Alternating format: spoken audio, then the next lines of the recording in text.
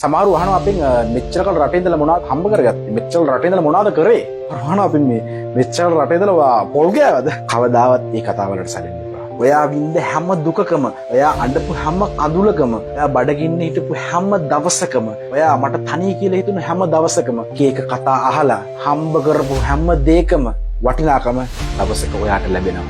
දුක් වෙන්න එපා. ඔයා මේ හිඳලා මහන්සි වෙලා ලංකාවේ පුංචිම හරි ගයක් හදලා තියෙනවා නම් ඔයා හිතන්නේ ගෙදර තියෙන හැම ගඩොලක් ගානෙම තියෙන්නේ මම දුක් මහන්සියෙන් හම්බ කරපු දේවල්. මම ගඩොලක් ගානෙම තියෙන්නේ මගේ මහන්සිය. මේ හැම ගඩොලක් ගානෙම තියෙන්නේ මගේ කඳුළු. මේ මම කරපු කැපකිරීමේ ප්‍රතිඵල. ඔයා වැටෙන හැම මොහොතකම හිතන්නේ ඔයා කරන කැපකිරීම නිසා තව කෙනෙක් සතුටින් මේ ලෝක ජීවත් වෙනවා කියලා. දන්නවද දෙයක්?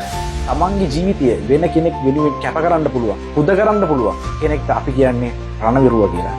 අපි ජීවිතේ බොහොම ටික කාලයක් දේශගත වෙලා ඉන්න ආදරණීය අපේම ලංකාවේ සහෝදර සහෝදරියන්, අම්මලා තාත්තලා, අයියලා අක්කලා ඒ කැප කරන්නේ ඔවුන්ගේ ජීවිත සතුටින් තියාගන්න විතරයි.